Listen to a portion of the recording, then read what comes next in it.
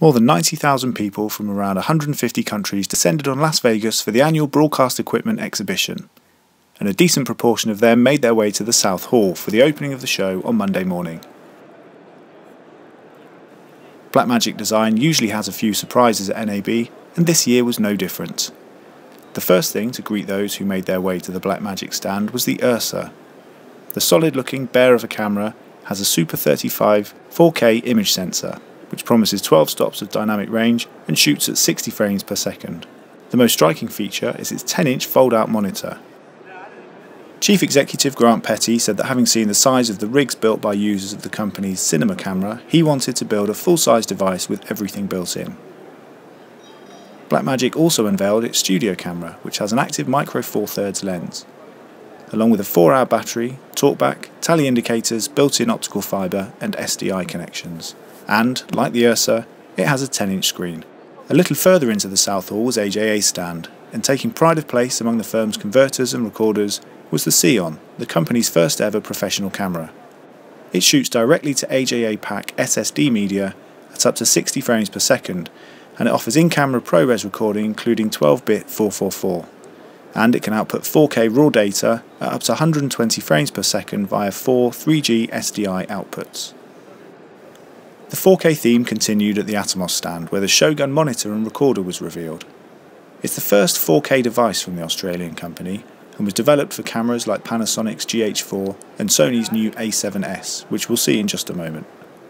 Atomos also launched the Ninja Star, a pocket-sized 100-gram device aimed at users of drones and unmanned aerial vehicles who want to capture ProRes footage.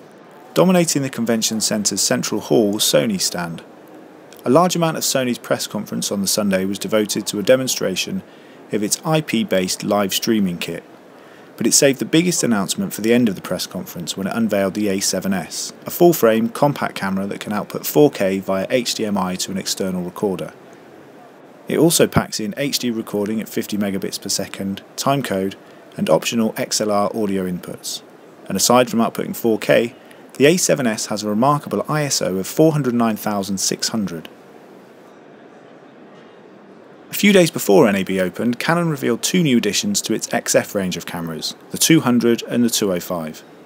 The XF205 includes selectable 3G SDI, HD SDI, timecode and Genlock terminals for multi-camera shoots. But arguably the star of Canon's show was its new Cine-Servo lens. Designed for broadcast production shooting with large single-sensor cameras, the 4K optimised lens is available in PL and EF mounts and comes with a removable servo unit. Panasonic introduced two versions of its VariCam at NAB, a 4K model with a 35mm image sensor and the HS, which has a 2/3 of an inch sensor. Both of the new VariCam models dock with a recording module, and an umbilical cable can be used to connect the two parts. An additional recorder from codecs can capture uncompressed 4K RAW at up to 120 frames per second. And finally, over at the NAB Labs Futures Park, NHK was doing its best to make all that 4K kit seem obsolete already. The Japanese broadcaster demonstrated its 8K cube camera that weighs less than 2 kilograms, along with the world's first 8K capable real-time HEVC encoder. And for the first time outside of Japan, NAB delegates were treated to a wireless transmission of 8K super high vision over a single 6 MHz channel.